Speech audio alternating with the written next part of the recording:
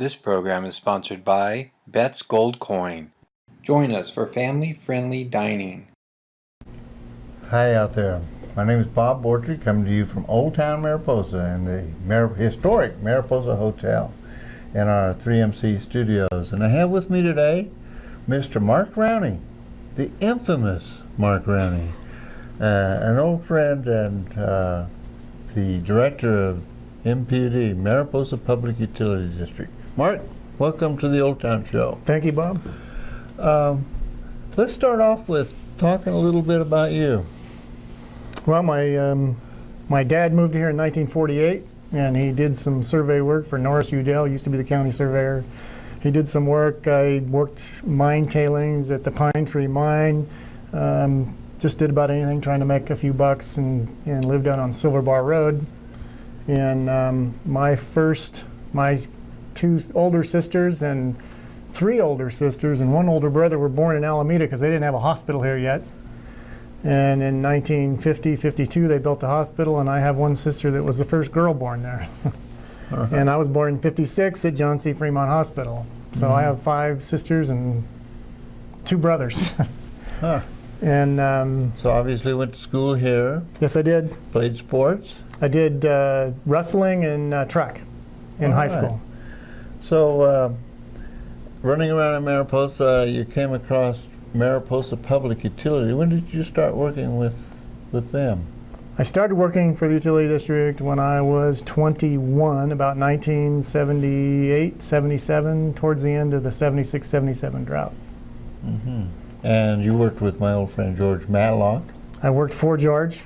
He was a great guy. He is. He is still a great guy. Yeah. So Mariposa Public Utility District, it has some history here.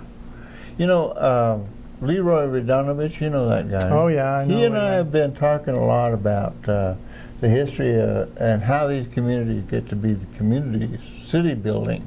You know, I'm a planner. Yeah, I knew that. You knew that? Yeah. All right. You were the planner when I started working here. That's right. You were starting your job about the time I was starting mine in the Mariposa County Planning Department. Yes. Your job was a lot easier than mine. There weren't anybody throwing brickbats at you.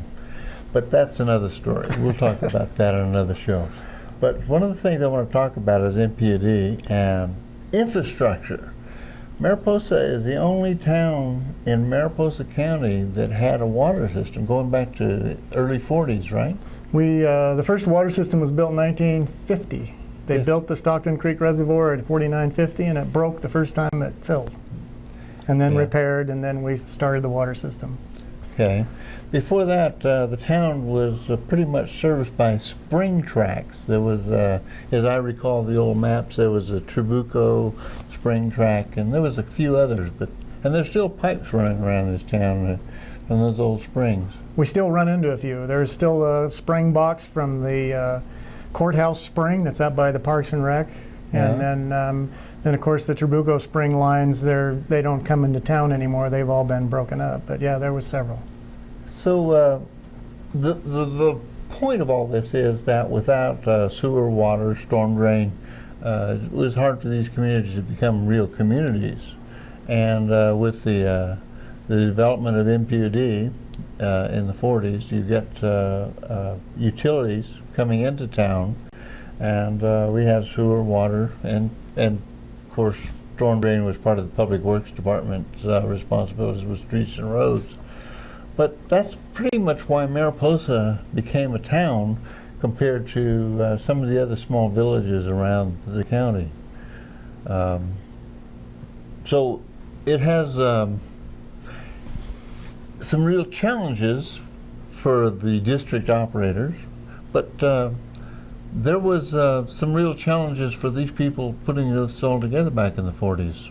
Yeah, the original water system built in from 50 to 52 essentially, and it was just a earth basin was a regulating reservoir. They had the Stockton Creek Reservoir, and then they regulated the flow into some steel water mains, but it was just a dirt basin with a cattle fence around it, and that was your drinking water.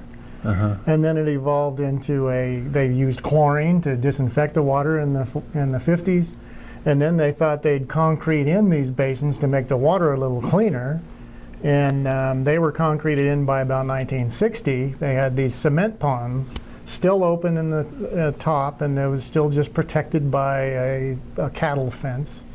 And then in the 63, they put their first filter in, and it was 4 redwood tanks with anthracite media, and they were 100 gallons a minute. It was a big deal, and that was the treatment system.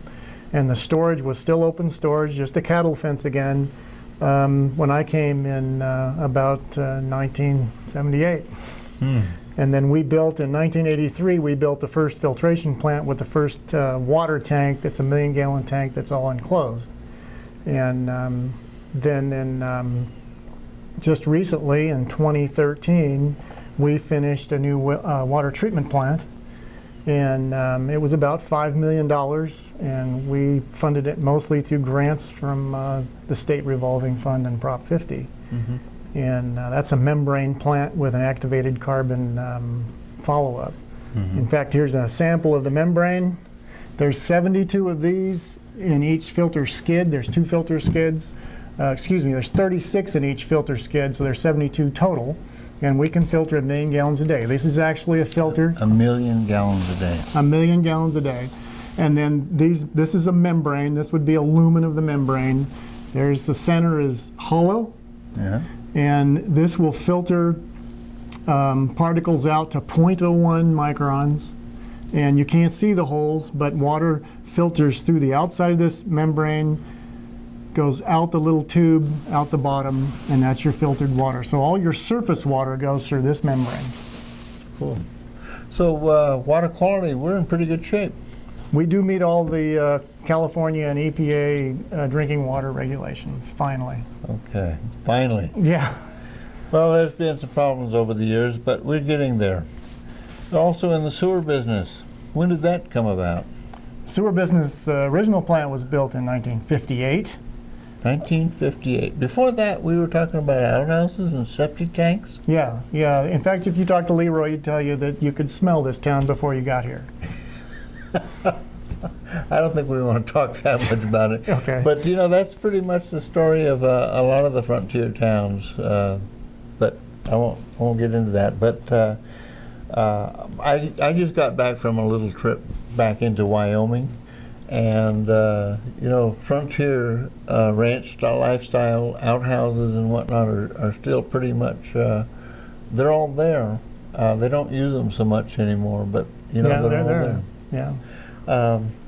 It's kind of interesting to think about what life was like back in the 30s, 40s in Mariposa County, pre-civilization, so to speak.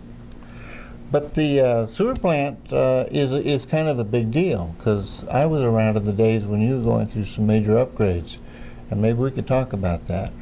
Yeah, I think when I first came to work, the system that we had at the time that was built in '58 was not meeting discharge requirements. It does discharge to the creek.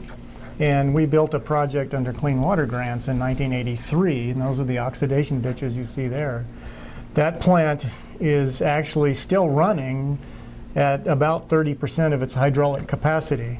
However, it doesn't meet standards anymore because the standards have changed. Technology changes when you test water.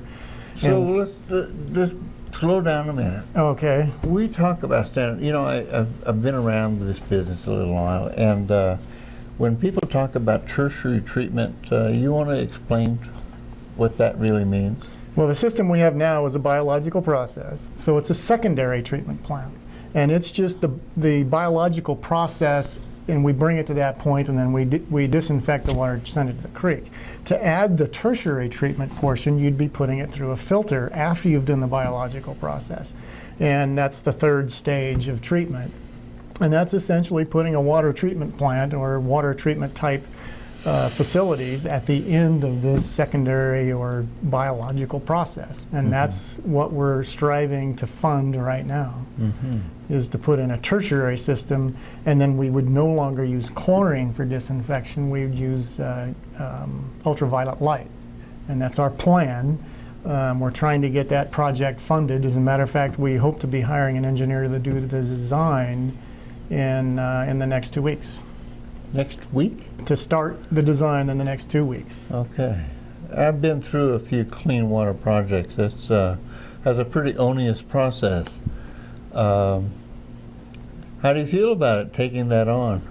I was hoping that I was done when I got done with the water treatment plant, and then I could retire. I've been there 38 years. This project, we've got to get it done. We're in violation.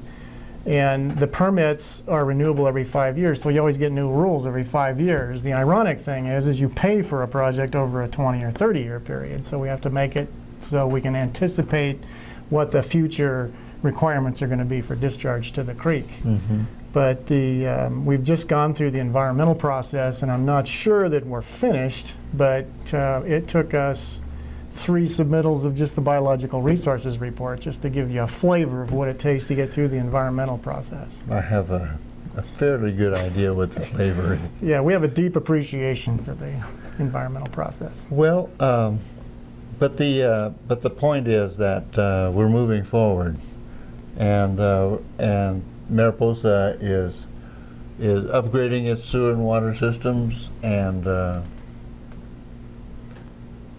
spending money that is from state and federal grants. Right now, we're using our own money.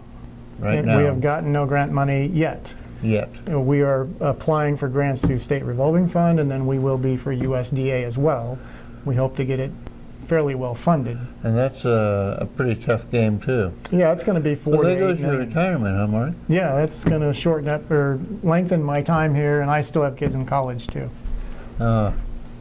Still have kids in college. Yes.